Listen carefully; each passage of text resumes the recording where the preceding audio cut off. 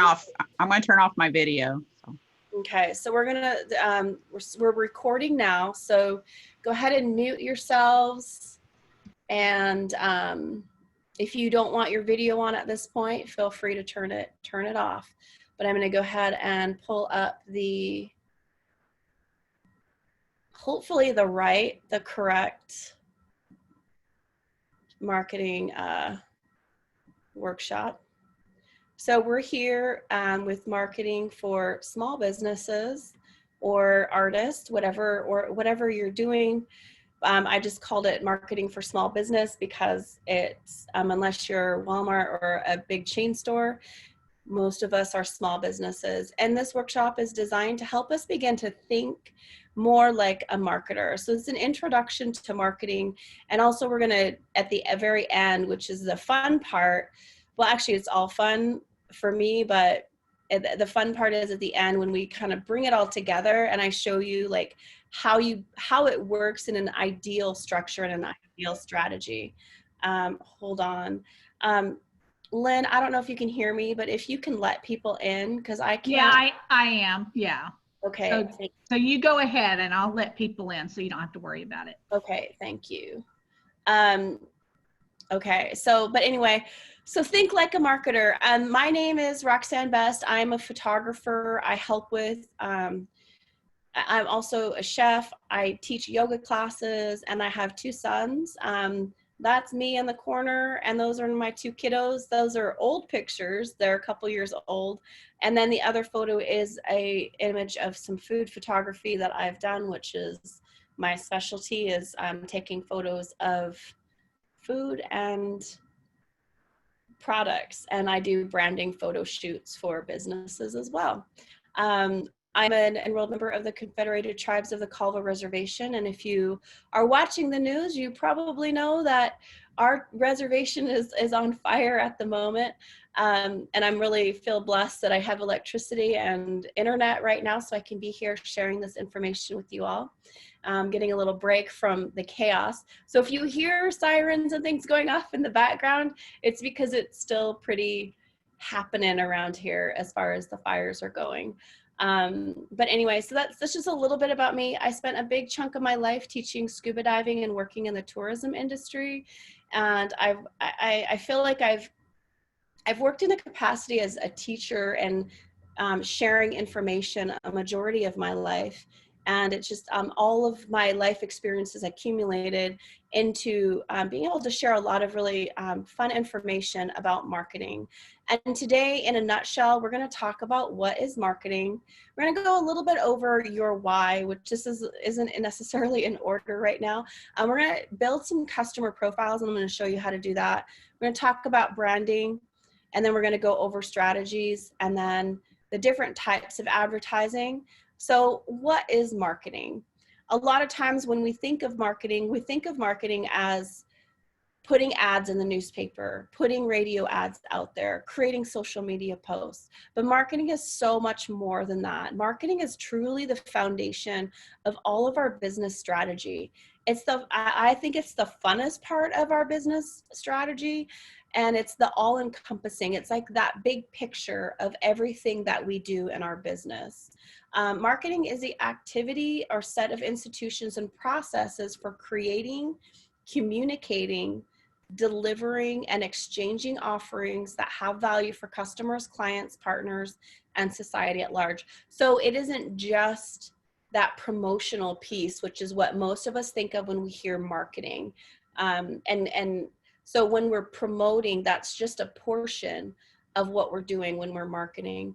It's a combination of factors like the marketing mix that you see here. You'll hear that in a lot of different marketing conversations. If you use textbooks or study marketing, you'll hear the term marketing mix or the 4 P's of marketing.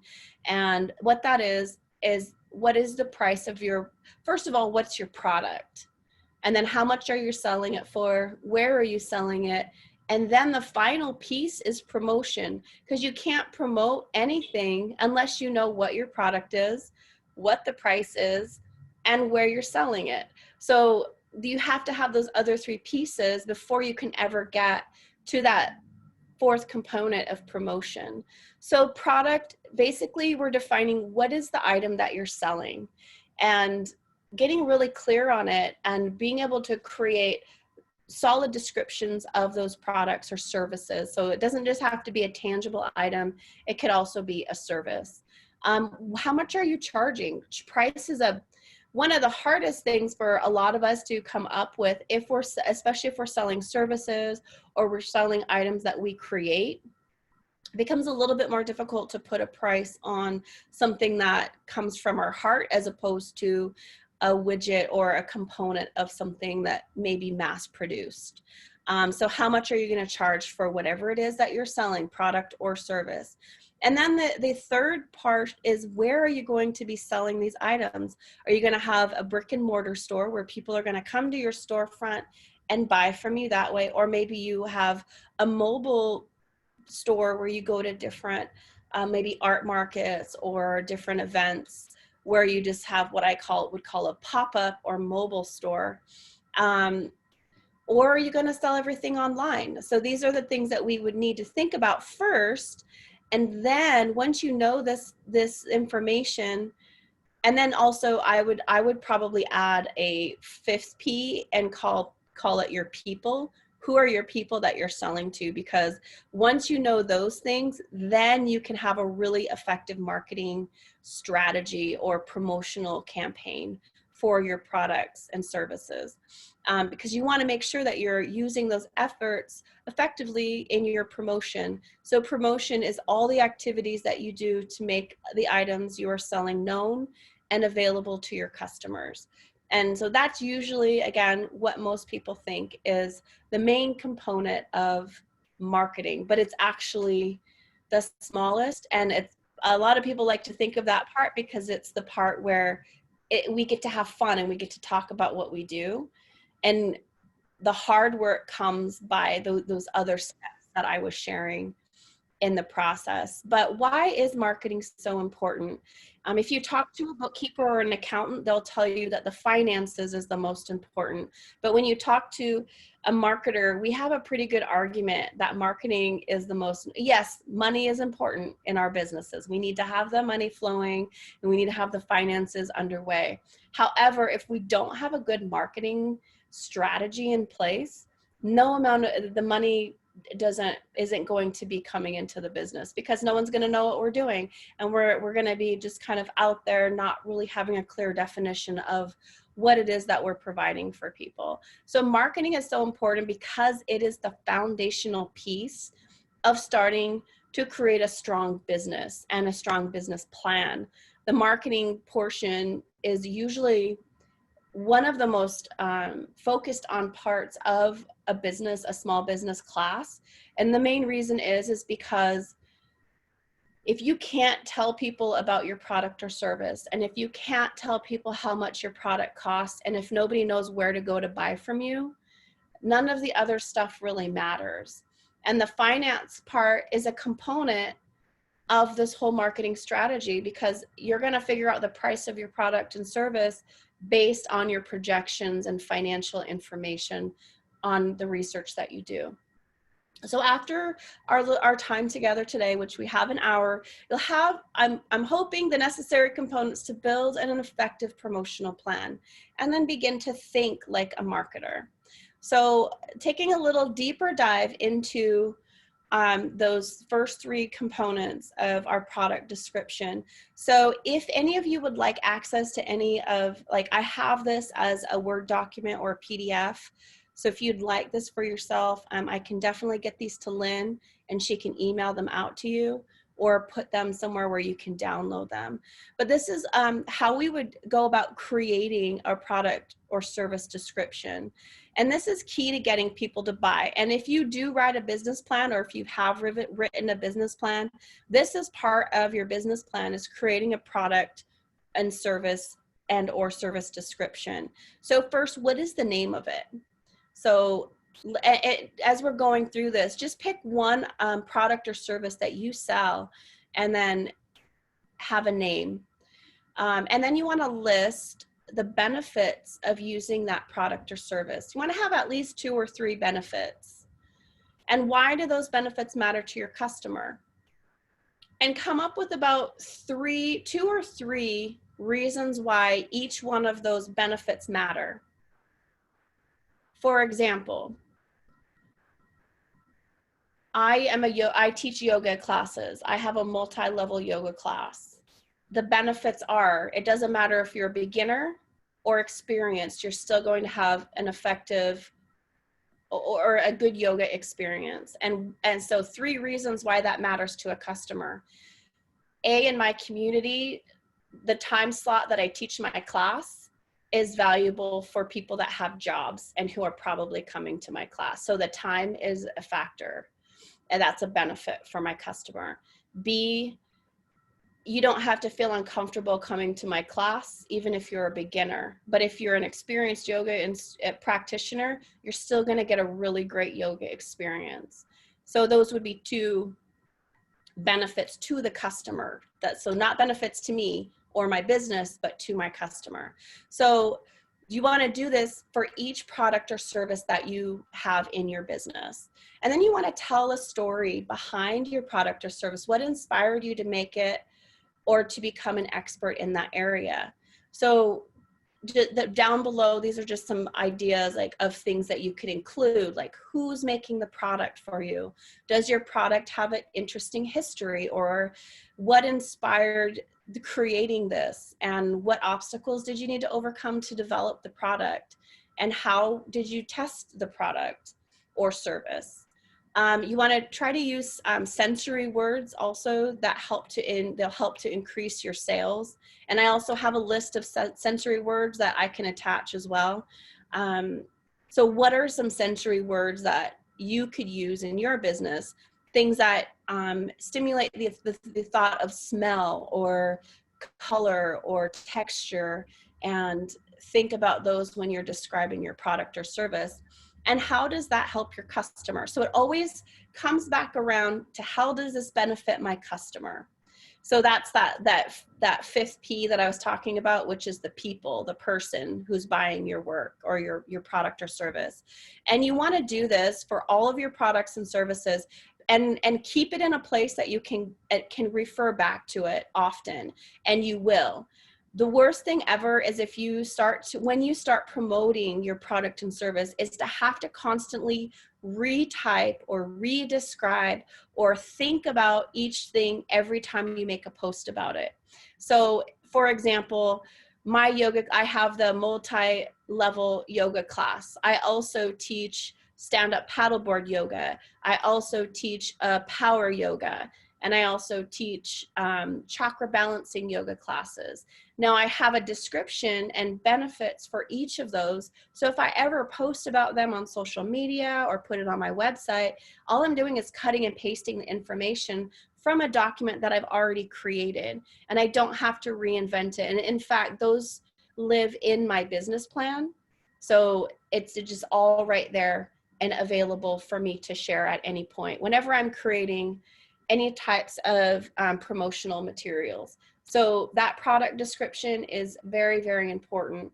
And remember, every time that we're creating this information, we're bringing it back to our customer, bringing it back to how it benefits our customers. So determining price. So when we're pricing our products or services, we want to make sure, because we are in business, most of us, to make a profit. And profit is basically whatever you're making on top of your expenses, material costs, and if you add time in there also. And you want to take into account things like, where do you live? What's the market that you're living in? An easy example for me to give is, I live in a small community. We have maybe 7,000 people, and I can't charge $20 or $25 for a yoga class here. I could, but nobody can afford that here. But if I were in Seattle or in a big city and I charged anything less than $25, the idea would be that people might perceive me as less valuable as an instructor. So we need to be aware of where we're selling our items when we're creating our pricing. So then also deciding, should I charge more or should I charge less? And we want to be pretty stable with our pricing. We don't want to price our product or service really high and then go really low and then go high, then low, and just kind of go back and forth. So maybe pick a middle ground and know that you're going to incrementally increase the price as you get more recognition or you get more experience, whatever that might be. Another good example is, I keep going back to yoga for some reason. I think maybe we all need a little bit more yoga in our lives right now. But if my yoga classes at the price point that I'm charging for them are filling up and I have waiting lists, that's a determining factor for maybe it's time to raise my prices a little bit. And, you know, that's the same thing if we're creating artwork, if we're selling any sort of products that we're creating. You know, once we're not able to meet demand and we have people on waiting lists, that's an indicator that we could probably raise our prices a little bit. So what are other factors to consider when determining the price of your product or service? And as you know, I kind of covered that. You know, we wanted to figure out what position do we want to have in the market. If we price ourselves too low, people might perceive that as a low value item and not, you know, you think about it in terms of when we go buy something at the dollar store, do we expect that to be a heritage piece that's going to last in our family for generation after generation? Or are we going there and we're picking up something because we need it right now and we don't want to go spend a lot of money on that particular item? So do we want to be dollar store, or do we want to be up at the high end where people are looking at purchasing from us for those pieces that will last for generations? Or another example is buying a Tiffany's diamond versus I got it at Jared, right? Like those are two different market segments and two different pricing structures. So just determining where we want to position ourselves in the market, knowing that price is going to have a reflection of that in our work. So deciding on a place and location. And basically, the aim of marketing is to know and understand your customers so well that your products or service fits them and sells itself. So where are you going to be located? And what that means is, will you be selling your items in a store? And if you're selling from a store front, having a building or brick and mortar, as they call it, you want to make sure that you're in a location where people are going to want to actually go into your store if they need to buy items, or see your store and stop, or whatever it is to draw them in. So deciding on a place is very important. If you decide I'm going to open up the store out in the middle of the woods and people have to drive down a 10-mile dirt road to get to me, maybe that's not the best location unless it's one of those super exclusive things where it's worth it for people to make that trek. And those things do exist. And if that's your business, then that's a good idea. However, if you're selling maybe, let's say, findings for beadwork or jewelry making, people are going to be less inclined to make that trek unless you have such unique items that they can't get anywhere else, that it's worth it for them to make that trip when they could just go online and order the same exact things without the inconvenience of making that journey. So location is important. So I said ordering online, that's also considered a location.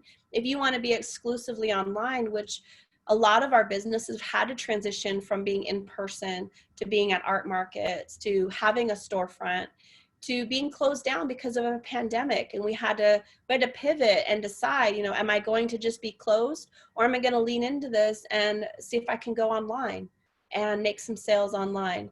I know I couldn't teach yoga classes in person, and I wound up doing online classes, and I created almost 30 online YouTube yoga classes for people and you can just go and watch them. And it's, you know, it was free, but it led to other opportunities in business for myself, where other organizations are now reaching out to me to do wellness activities for their workers that are at home or people that are under a lot of stress. So, you know, we might oftentimes feel like when we're doing things online, we're giving things away or people are going to steal our ideas. But in reality, it's creating trust and community. So online is a great place to be. Just make sure that, you know, if you're putting your art or things online, that you're protecting it with copyright and things like that. So place, am I going to be online? Am I going to have a brick and mortar store? Or am I going to be a pop-up store? A lot of us do different events where we're going to like powwows, or we're going to rodeos. And if we're selling art items or jewelry items, we have like what I call a pop-up store, but you're a mobile location. So you go where your customers are and set up and hopefully make a lot of sales. And those are things like art markets. And like right now, Swaya is doing an amazing online art market for their community. And there's a ton of other places that are transitioning online because we can't do those in-person sales anymore with that pop-up location. So decide, where am I going to sell my items? So we're going to do a little exercise, and if you have pen and paper, or if you're typing on your computer, this is just to give you a quick overview of your business. If someone were to come up to you and say, hey, what do you do? And you would be able to just basically read off this list. My name is Roxanne Bessa, and I own Roxtography. I'm a photographer, photo, yoga, and instructor. My customers are all different people all across the world who are specifically entrepreneurial spirits, artists, and Indigenous people. How do you currently inform your customers of new products or services? If I have a new event or a new product, I typically will email my clients directly, or put it on my social media platforms. How do your customers buy your products or services? Most of my customers pay me directly through an invoicing process. They can pay with credit card, check, or cash. And it's all online. Are you using social media to promote your product, services, or promotional and special events?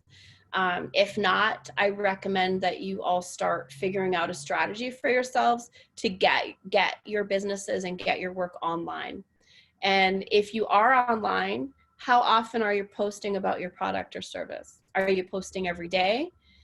We're going to be doing an Instagram workshop in a couple weeks, and it's a 2-hour one. And I highly recommend, if you can make it to that one, that you do, because it's going to be really good. We're going to go and take a deeper dive into how to utilize Instagram to promote your products and services and build your following. How often do you post about the customer? So that the whole, how often do you post about your customer? When we have a product or service, or when we're a business, we tend to get really into posting about what we sell. Buy this, buy this, buy this. We all probably follow accounts that are like that, where it's constantly a barragement of buy from me, I have this product. And you get really bored seeing it, and you almost always just start to scroll past those posts as soon as you see them. But there's other accounts that you don't even realize they're selling stuff to you, and they're always giving you all this free information, and they're showing you what they're doing and their process, and it always feels super engaging and like, wow, what are they up to next? And rarely do you get like, hey, by the way, this is what I'm selling.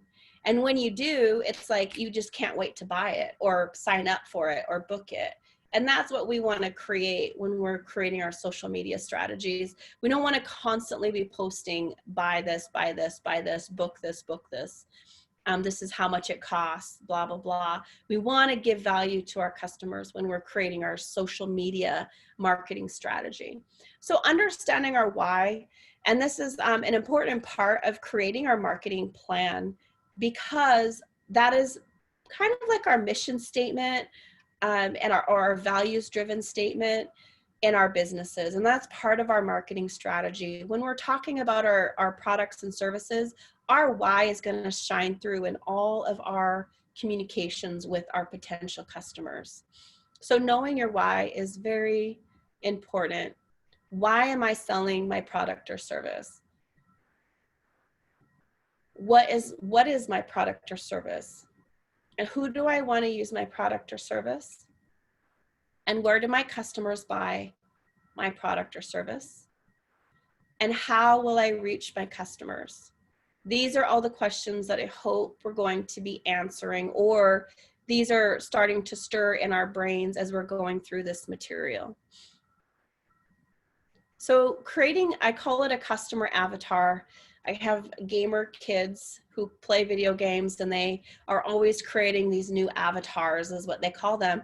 And they're basically creating a character that is representing them online. So our customer avatars are not representing us, they're representing our potential customers. So we're literally creating eye color, hair color, features, all those things, all those different parts of our ideal customer. And so this is that fifth P of the 4 Ps that I was talking about.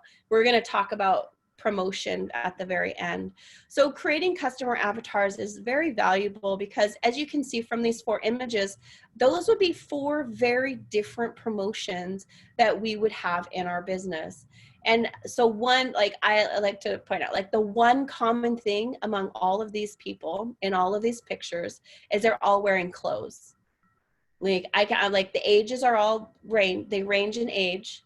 They obviously all range in profession. And gender. I don't even know if gender is something that we really discuss anymore. That's like a whole other thing for us to consider when we're creating marketing campaigns. Traditionally, it was like male, female, and now we have to be aware of other gender identities out there, and that's a whole other demographic to start to consider when we're creating our marketing strategy and promotion as well. So just knowing, like, who are we speaking to when we're putting our product and service out there into the world for people to buy from us, or to even just look at what we're offering. And how would you talk to each of those different groups of people if you were to trying to attract them to your business as a customer? So to market a product or service properly, the first thing that you must do is get a clear idea on who your ideal customer is, where they're hanging out, and what are their challenges. If you can identify who they are, what their challenges are, and you can address those challenges, like what are their pain points? I know that IDRS has another cool business idea generator workshop, and they talk about pain points in that workshop. And it's like, if we can identify those, we can then communicate in a way that allows us to offer solutions. And it's awesome. So your customer avatar will impact all aspects of your marketing strategy.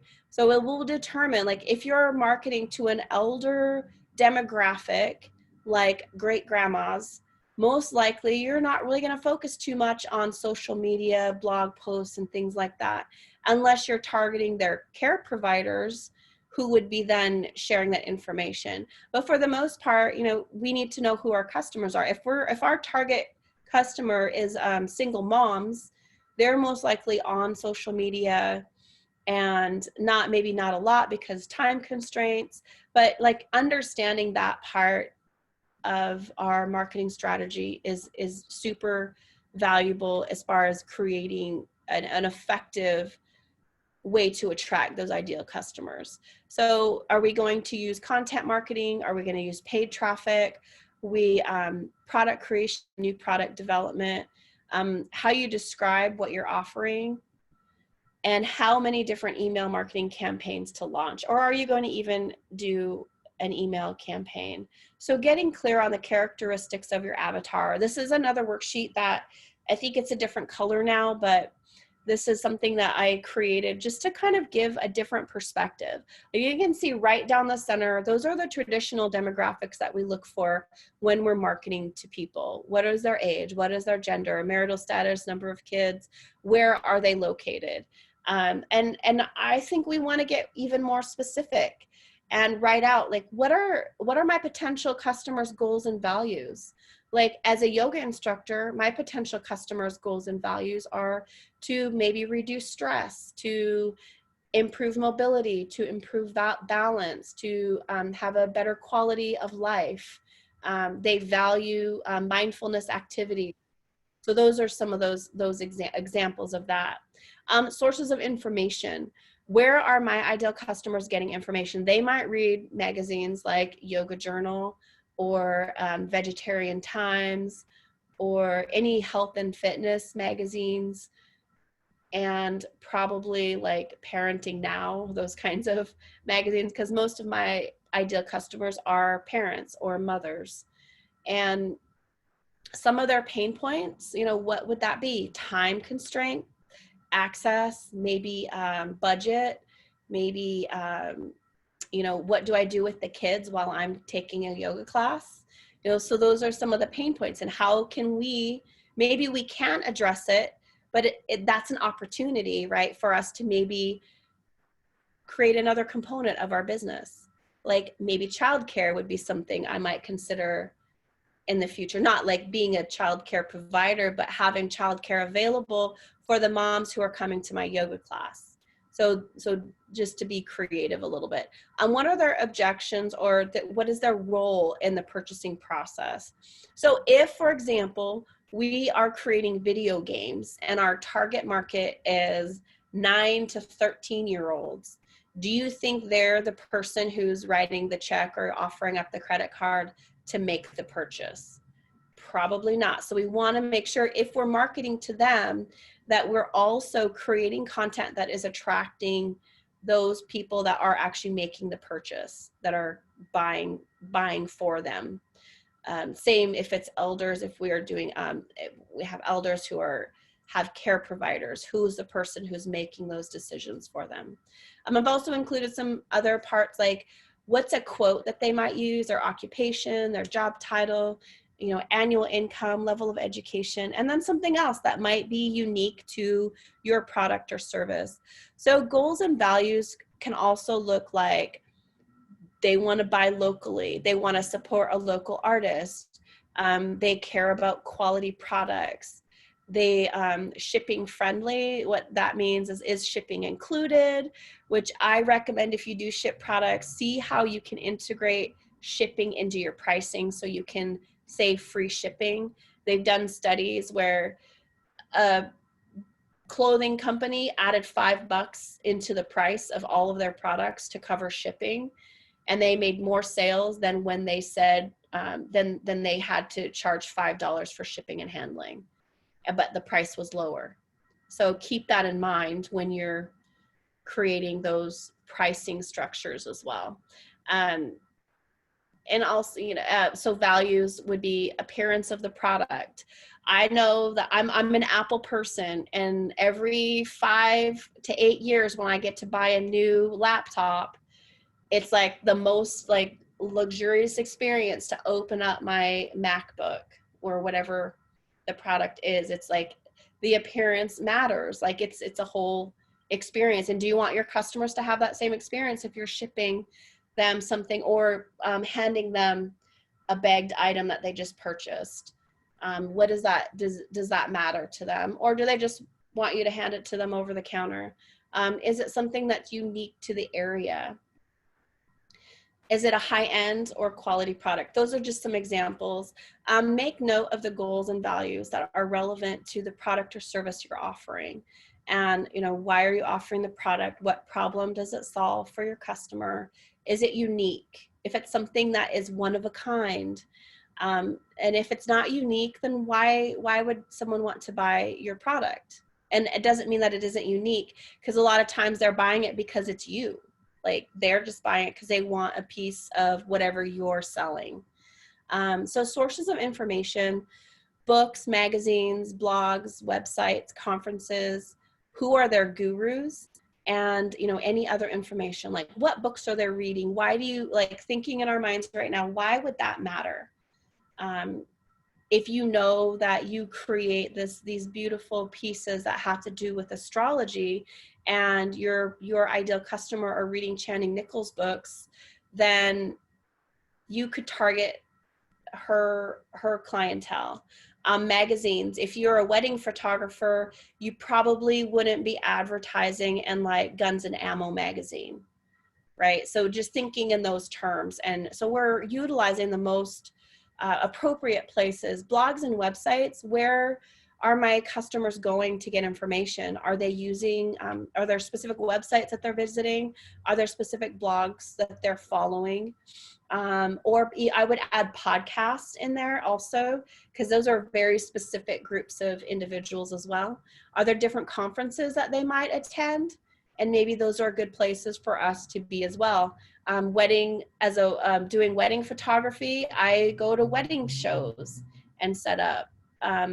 As a yoga instructor, I go to fitness events. Actually, I set up a yoga thing at a wedding show this last year, and I got more interest in doing a bridal party yoga session than I did for wedding photography. So you never know, like that could be another area for you to look at. Gurus, who do they look up to? So you can maybe take quotes from those gurus or information. So knowing all of this information will help you determine the best places to advertise, as well as the targeting options that are necessary to reach your ideal customer or your customer avatar. So I like to also include a component. My ideal client would do this, but no one else would. So my ideal client customer would read this book, but no one else would. My ideal customer would subscribe to blank magazine, but no one else would. So just creating those statements about your ideal customer. So this helps us to get that laser target focus on who our audience is, becoming so niche, so specific that you are literally describing, like, does my customer use hair ties to hold up her ponytail? Does she use mascara? Does she wear lipstick? Or what kind of clothes do they wear? If my ideal customer were to walk in the door, what would that person look like? And how, right down to like, how would they smell? Would they smile or would they frown? All those, we want to be that specific when we're creating our target customer. I use cooking references a lot. Like my ideal customer would know Charlie Trotter. They would know Gordon Ramsay because everybody knows Gordon Ramsay, but only a few people understand and know who Charlie Trotter is. A lot of people know who Michael Phelps is, but not a lot of people know who Katie Ledecky is. So Michael Jordan versus Matt Scott. So that's what we're talking about. Like, yeah, my ideal customers are basketball fans, but that's really broad. Maybe your ideal customer are wheelchair basketball fans. So, and there's a specific reason for that, because maybe you sell wheelchair bling. I don't know. So you never know so you want to get that specific, finding the niche of your ideal customer, but no one else would be into it. Like there's not a lot of people who are into Charlie Trotter, but I am. I have all of his books. So then it gets down to like the basic demographic information that we're all pretty familiar with if we've ever taken any basic market research, or ever, you always hear, what is the age range? What is the gender? Their marital status, all those kinds of things. I like to include a quote. I don't know how this one got mixed in there. It's usually its own slide. A quote that your customer would dig. And why? Well, if you ever do social media posts, quotes are so popular. If you have good quotes that resonate with your ideal customer, guess what they're going to do? They're most likely going to share it or put it in their stories on Instagram or whatever. They want to share that wisdom with all their friends as well. And if you're posting a quote, hopefully you're adding your logo or unique information that leads back to your business. So that's going to be some tips we get in that Instagram class in a couple weeks. So demographics are the things that bring your avatar to life. So we know how old that person is. We know where they live, their income levels, and things like that. So why do you believe it's important when creating an ad in print or on Facebook to know what our ideal customer is into or who they are? I need to check my time. Okay, we're good so far. So let's think about yoga, just because it's been the example that we've been using most of the class. There's a whole group of people, and most of them are men, who do not resonate with yoga. Yoga is like the Lululemons of the world. That's where they go. But yoga, so if I were to create an ad for yoga on Facebook and pay for this ad and put all this effort into creating this ad, and the only people it resonates with or speaks to are men, I might get a few more men clients, but I'm not hitting the bigger picture, which is getting my ideal customers, which are moms, and specifically stay-at-home moms. And then why create a quote? Again, I explained that. I guess it is on its own slide, but a quote is just because we want people to share our content. And if we know what kind of quotes our ideal customers into, if you ever want to see a web or an Instagram feed or Facebook page that does a great job of utilizing quotes, is Rebel Circus. They post their, I mean, the name in itself tells you they're a rebel type of brand. So their quotes aren't always like super family friendly, but they do a great job of creating quotes that for some reason it really resonates with me. And so I'm constantly sharing their quotes or interacting with their quotes. And that's what we would want to create by using quotes. So challenge and pain points. So what are some challenges that your ideal customer is faced with? And going through this and then just listing what those might be: time constraints, childcare, I can't do yoga because I'm not flexible, all those different things, right, that people say in their minds when they think about yoga. I want to be able to have an answer for those before they're even thinking it, or before they can even say those words. Some pain points. So what are some things that your ideal customer might be concerned with right now? For example, if you, an elder population with the pandemic right now, they could have a lot of health concerns. Maybe you are someone who creates hand sanitizer for sensitive skin. That could be a great market for you to tap into. What are some other things that they're concerned with? Go back to the yoga example. And sticking with the pandemic, like sanitizing the yoga mats and all those kinds of things could be a concern for a mom, a stay-at-home mom. They don't want to bring anything back to their home. So I could address that by explaining my sanitizing process, so that if that is a pain point or a concern, then it's already being addressed.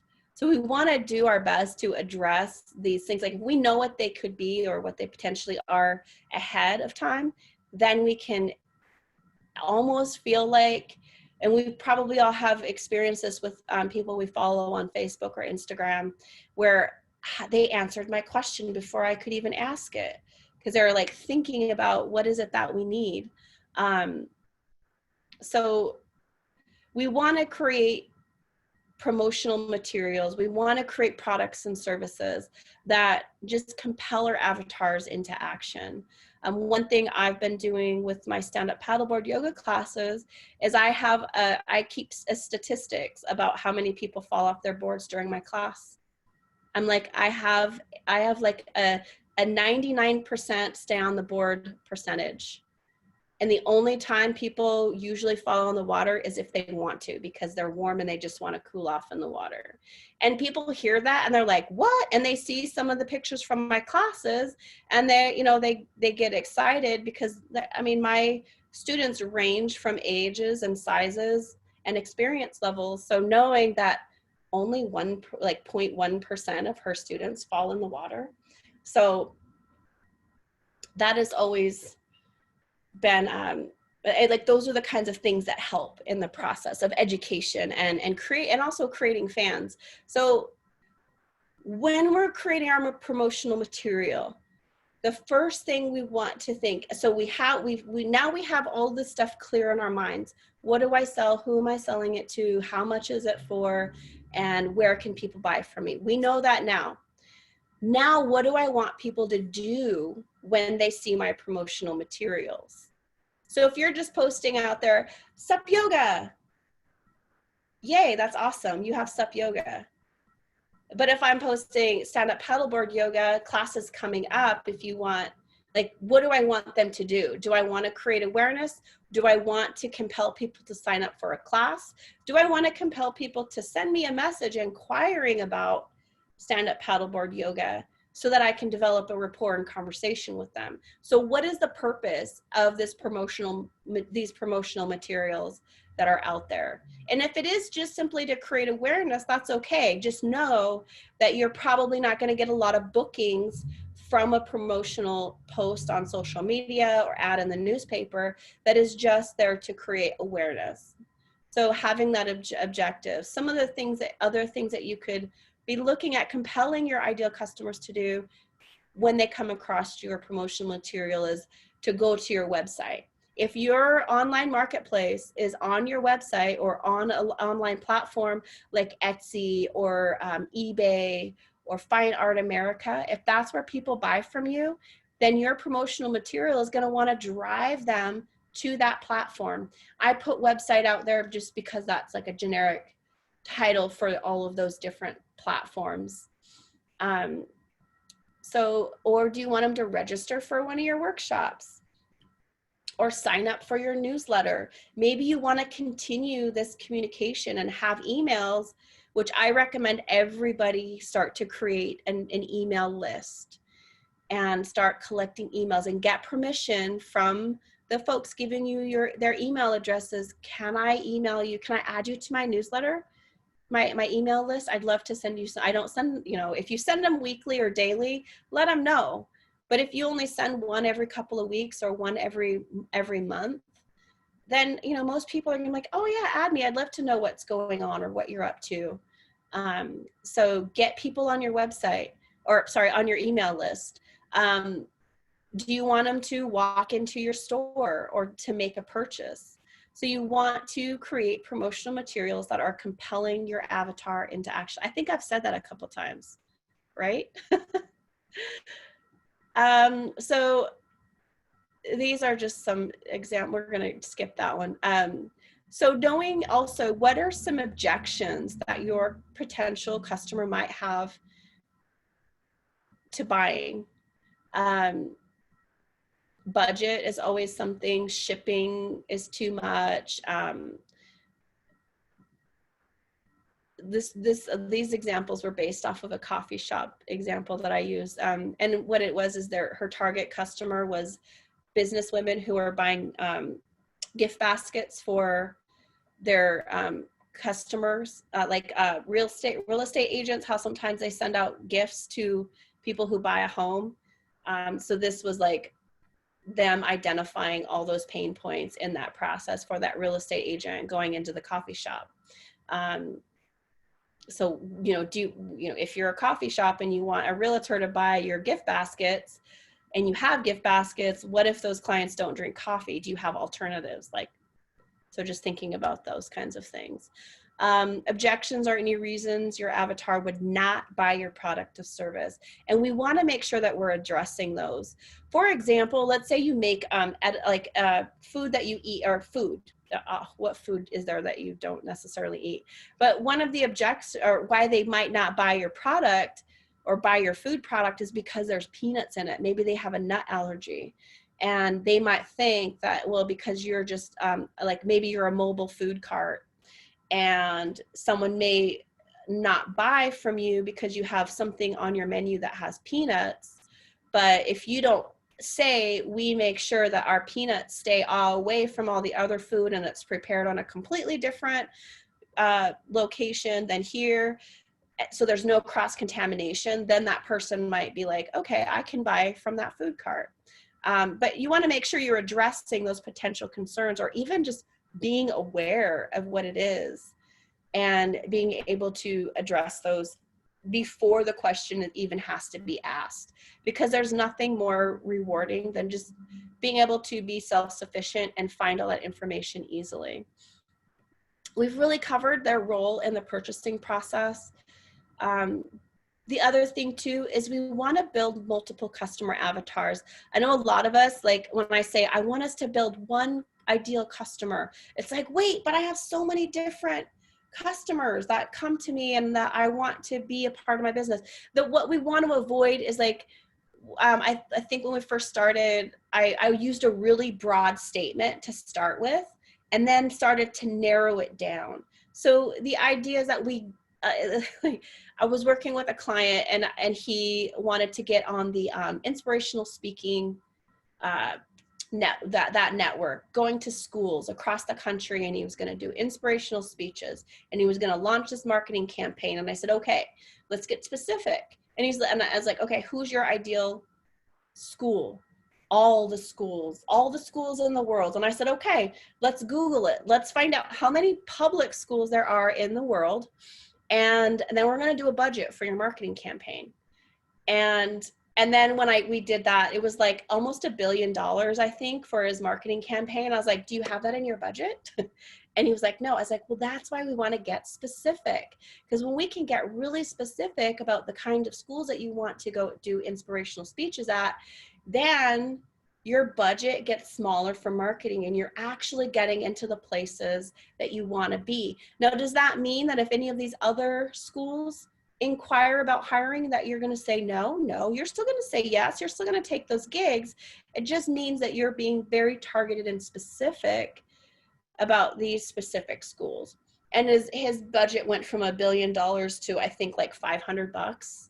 So it was that big of a difference when we can get really specific. And there's always going to be word of mouth, and there's always going to be like good fallout from being specific. And, you know, when you see a group that's getting this really cool experience or cool products, everyone's going to start to take notice and they're going to want a part of it too. And does that mean that they're not our customer? No, it just means that that's not who we've been marketing specifically. So we're going to get a little bit into branding. I don't have a lot of time to go over that much. A lot of people, like I live where you have horses and cows, and branding, the first time I ever heard it, the first thought was branding horses and branding cows with like the branding iron. And then as I learned more about marketing, I figured out branding is actually differentiating yourself from other things, from other products, businesses, other services. Branding is so important because it helps you be more specific with creating your strategy, and it helps you get more targeted focus on your ideal customers. Some examples, we all are familiar with those symbols. Maybe Shell isn't as popular as it used to be as a symbol. I don't know, but that, you know, it's a gas station. So you want to make sure that you stand out. And I love this example. I have another example, but these are all circles. But inside the circle is a very different pattern, very different experience. Some have green in them, some have only 2 colors. So we just want to make sure that even though we're all, another good example is beadwork. Maybe we're all selling beadwork, but ours is unique, and we need to find those unique properties of what it is that we're offering. And then a solid brand helps us to be specific when we're creating our strategy. Another awesome example that I love to use about branding is cookies. There's a ton of different kinds of cookies out there, but in this image alone, we have 3 very different types of cookies. So even though it's a cookie, what makes yours special? Like a macaron is like a more complicated cookie to make, as opposed to chocolate chip cookies or sugar cookies even. But so we want to just make sure that we are aware of what the ingredients that we have in our business, in our beadwork, in our photography, in our whatever it is that we're product or service that we're offering out there, that we know the ingredients and what makes ours different. Know what you're selling and who, I think I've said that a few times, know what you're selling and who are you selling it to. Your brand is your promise to your customer. It tells them what they can expect from your products and services, and it differentiates your offering from that of your competitors. So this is a recent example of branding. I pride myself on getting back to people and being professional and trying to make sure that the clients that I work with, the organizations that I work with, don't have to do much for me. And so we, my community is having fires. We lost power. I still don't have self-service, but fortunately they got the internet back up. And Lynn was trying to get a hold of me yesterday, I think it was, and she started to worry because my brand is I usually get right back to people. If I don't get right back to people, they know that something's up. And Lynn was like, I was so worried. I knew something must be going on. And then I saw your Facebook post that there was fires. And so then I knew that there was something going on. But that's how powerful our brand can be. And we can have a personal brand like that, which we decide, is it my product and my business, or do I have a personal brand? But that's a whole other class. But that's what how powerful our brand can be. Is we want people, when something isn't right, to say that something's amiss, like something isn't quite right. And we're out of time to go too much into social media. But just know that anything that you're going to put out there on social media, any of those platforms, just you want it to be a mostly other things besides sales. So you want to have cool pictures of your products. You want to have cool pictures of people using your products. You want to have intriguing copy, and then every once in a while throw in, oh, by the way, if you want to buy from me, this is how you do it, or this is how much my products or services cost. And but you don't want it to be all that you're putting out there, because people get turned off by that.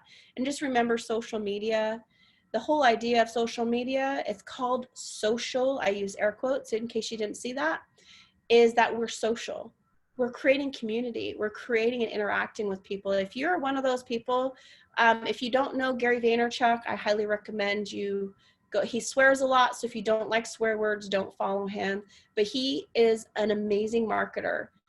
Him and Seth Godin, those are probably there's a lot more, but those are my two gurus. But Gary Vaynerchuk, he prides himself on interacting with his community. He's social on his social media, even though he has hundreds of thousands of followers, and he still does his best to respond to everybody's comments or interact with them in some way. So we want to make sure that we are, especially on our business profiles, especially if we've created a personal brand, we want to make sure that we are interacting with people, answering questions, engaging as if it were a community, as if we were with those people in the room. If someone were to walk up to us and say, hi, how are you? We most certainly wouldn't just ignore them. We would probably give them some sort of response, whether we liked the person or not. So we want to take that same professional approach when we're interacting on social media. Okay.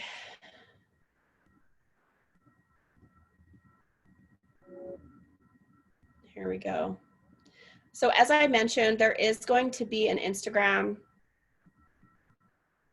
workshop. And I'm going to go over this and I'm going to go over a little bit more, but it's more specific to Instagram, how to build your following, how to set up an Instagram strategy. And so it's going to take you from setting up all the way to implementing a strategy for growth or just for interaction. So in a perfect world, we would have a website or an Etsy site or where people come to buy from us, or even our storefront. But for social media strategy, this is the tail end of that social media part.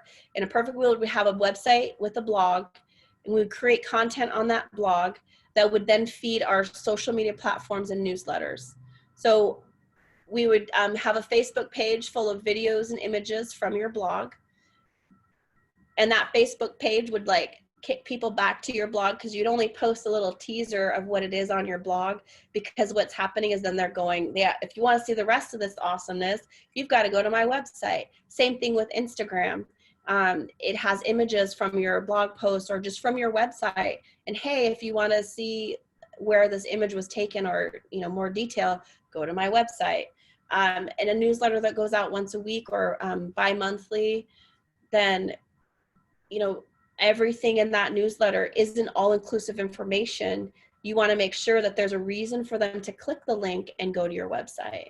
We've all seen those when we get an email from someone that we really like and follow, and they send us that email, and it like gives us right to that paragraph where it's just about to tell us that really good information. If you want to read more, click here, and then you have to click to see what the end of the story is. But that's what we want to do in our newsletter. So we're compelling people to go to our website, because then that's more opportunity for them to buy from us. So in a nutshell, altogether, determine what we want to promote. What is our product or service? You create our customer avatars, identify one or two buying concerns that they may be experiencing. Brainstorm all the ways that your product or service will address any concerns that your potential customer would have. You can even write, so this is where you could get blog content as well. And you could write a blog about it, or do a live video on your Facebook page talking about it. Find some great images to support your Facebook, your Instagram, or whatever social media platform you're deciding is the best for you. Find some great images to support the blog or social media post. Put everything in your newsletter, but not all of it, just enough to get people interested to want to click to your sales platform. Put together your newsletter, create an ad for Facebook, create beautiful graphics, or use the very best image from the blog post. Make sure that you're changing the links. So you can use Bitly or Owly, which are link shortening, which if you have really long links, you always want to try to shorten them. And the cool thing about Bitly or Owly is you can also use them for tracking, like where are people coming from? It'll tell you, this person, you got 10 people from Facebook, 100 people from Instagram, or whatever that number is for you.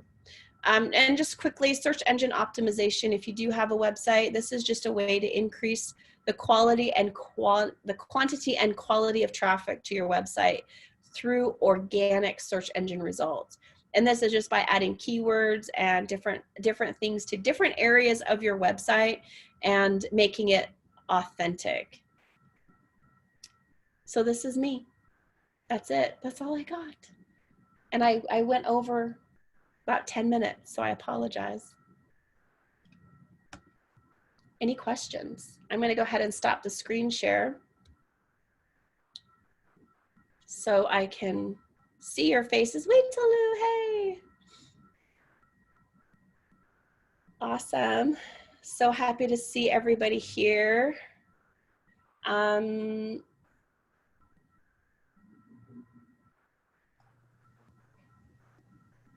Okay, so if you do want copies of any of those handouts, make sure and get a hold of Mary Beth. I was looking at you and thinking Lynn, but I said Mary Beth.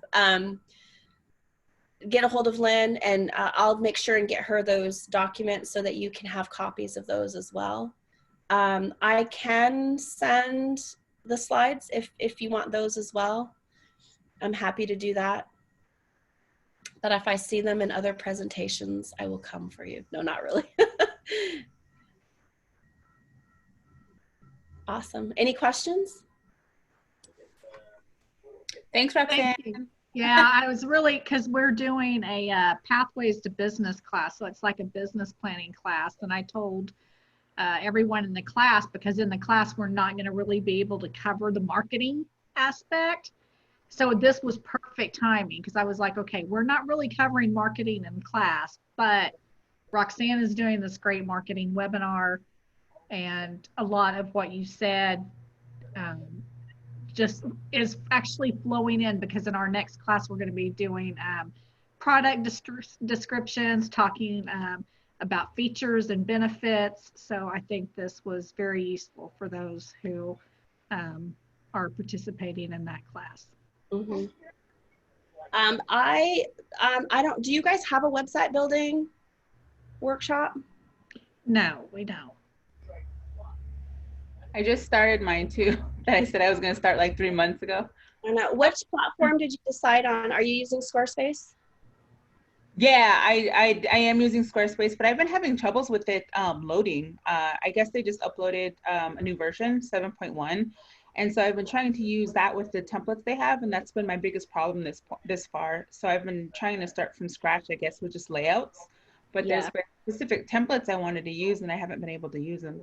If I Yeah, try to use one, it starts me over with a brand new subscription, but I've already paid. So I've been emailing them trying to figure out what's going on. Okay. And then I yeah. might be able to help you with that. Because Yeah, Do you use Squarespace, Roxanne? Is that what you use? yeah, I used to use a platform called Jimdo. I've managed websites for people that are on Weebly, Wix, Jimdo, Squarespace. I did a WordPress site, but I won't do that anymore. I don't really WordPress like is very hard. Not when you have these great other options that you have. And I'm not a programmer, so I do the pre-made and I add my content. Right, that's easier. That's why it took me so long to even start, because I was going to go with Shopify, but I kept doing research and I looked up the Squarespace, and I just figured it would just be easier just to do clean, simple, and be done. Yeah. No, if you do, just let me know. I'll see if there's something I can help you with on that. I'm more than happy to. Yeah, I started it. Maybe I'll send you my link just to kind of look it over. I don't want to add too much. I just want to have maybe 2 pages at the most, but right now I have like 3, and I just want to like cut it out and just do like maybe an about me section and then my product. Yeah. And because I don't want to get too complicated, because then I start getting crazy with everything, and then I don't want to do it no more. Yeah, it can turn into a rabbit hole for sure. Yeah. And yeah, I'm actually helping a lady that lives here in my community with her website, because I built her first website like 10 years ago. and and so she wanted to do something different. She was like, do you know someone that does websites? And I'm like, I'll do it for you and no charge. I'm just going to do it. I said, but I'm just going to tell you, like, I'm not what I built you before. Like, my knowledge is not increased. So I'll do it. I said, but if we run into a problem, and then I suggested you, I said, if I run into a problem and I just can't do it. I said, I'm going to see if, if you have money to pay, then I'm going to see if my friend Roxanne would be interested. So I'm going to take a stab at it, but if I can't do it, then you may be getting a new website client. Sweet. And Teresa, yes, I will cover a version of those slides in the Instagram class.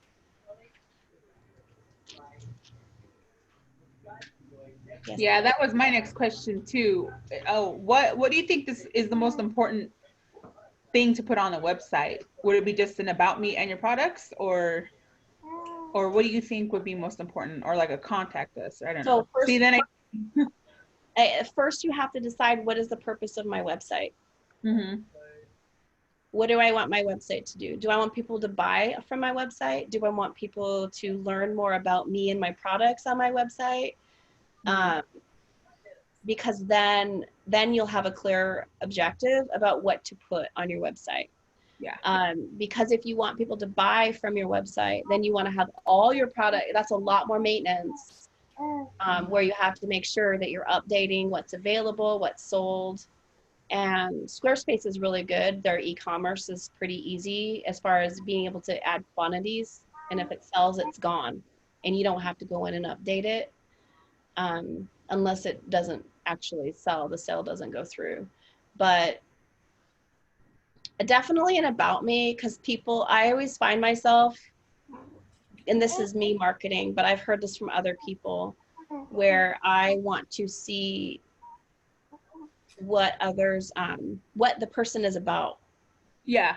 Like, found who are you? myself Like, asking I that. want to know, who are you? People always want to know. Like, if you're not walking into a shop where you get to meet the person, you want to know who is this person I'm buying from. So I think an about me is super important on any website, especially if it's not just like a generic product that you're putting out there. Yeah. Especially artists, like what you're doing, you want to have that ability to share a story. share a story. Yeah. Mhm. And that's where I think it's blogs. important too that if you're native, that your Yeah. affiliation is on that about us. Because I know with my contracts, I do grant writing, and it's less product separate from me. It's me. I have to figure out how to market myself and the different skill sets that I have. And one of the things I think is key is they need to know that you're native and where you're from. And it's just if you want tribal clients, I guess that's my point, is if you want tribal clients, you should definitely make sure about me includes your tribal affiliation and background. Mhm. No, absolutely. I agree. And plus, if like we tell you, your products are very native. And so people like me are going to go to your website and be like, you better be native. I'm looking for Right. your tribal affiliation. If you're not, I'm blowing you up. I got all the connections. Right. I'm sending you to my Yeah. friend. Yeah, no, I completely agree, because I've been doing a lot of looking around on Instagram and trying to find other people's websites and see what they have on theirs, or what the most information they're putting on. And a lot of them don't have an about me section. Some of them do, but I find myself wanting to read about them too. Like, well, where's this person from? What's their story? What tribe, where they located, or so I agree. That's why I thought about me would be a really good section, and then the products that I make to sell. Yeah. Yep. And And then Mary Beth put in the comments, like, they have a website, but for their sales, they connect it to their Etsy page. uh-huh. So their website, and that's like another part of that sales funnel, where people are socializing with you on your social media platforms, and then they're like, oh, I want to find out more. They go to your website and they're like, oh, I actually want to buy from this person.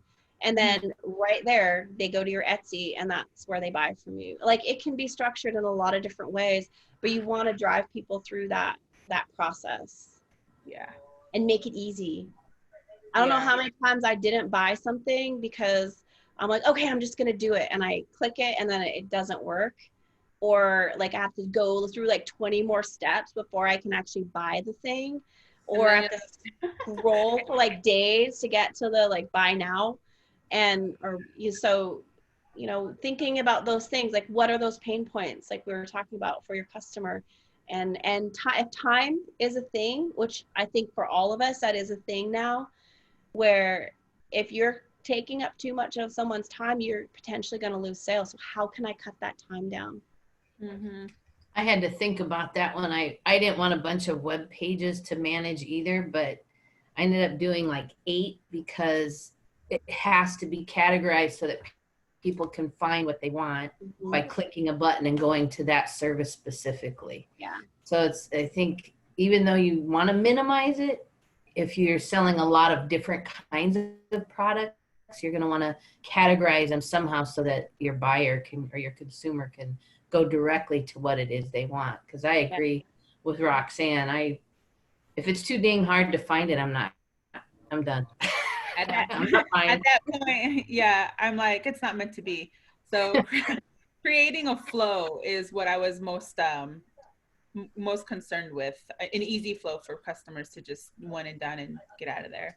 Because I know that's what I'm trying to do. If I see something on an Instagram page and I see a product I want, I go straight to the website. And if I can't see it within 2 pages, if I have to scroll through, then I won't buy it. Just because of the time. And that's just, I guess, being lazy. But at the same time, I'm like, okay, I really want this. Let's impulse buy. But as soon as the impulse is worn off, then it's like, okay, maybe I don't need it. That's like when we're in the grocery store, right? The gum rack and the candy and the sodas right there. Those impulse buy. Oh, I need a charger for my car. Mhm. you know, or whatever it is that usually is hanging out right there. And the kids are always like, "Ooh, I want some silly putty or whatever. Ooh, a car. I need that car." Like, no, you Right. don't. Yeah.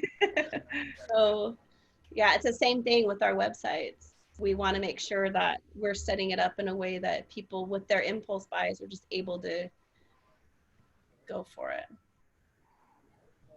Awesome. Awesome. Cool. Well, I appreciate you all so much, and I'm available for questions. Lynn has my contact information. Some And of I'll you, include that in the email that you send, Roxanne. So when you send me Okay. all the materials for the class and I forward it to people, I'll just put your email in there as well. okay. Awesome. Thank you. Well, I Thanks. know. Yeah, thanks, Roxanne. I know there's a lot going on in your town right now as far as the chaos. But would you, if you have any time, we should set up a Zoom meeting or a FaceTime or something Yeah, and just chat. for sure. Yeah, if you're willing. Totally. Totally. I can message you after this is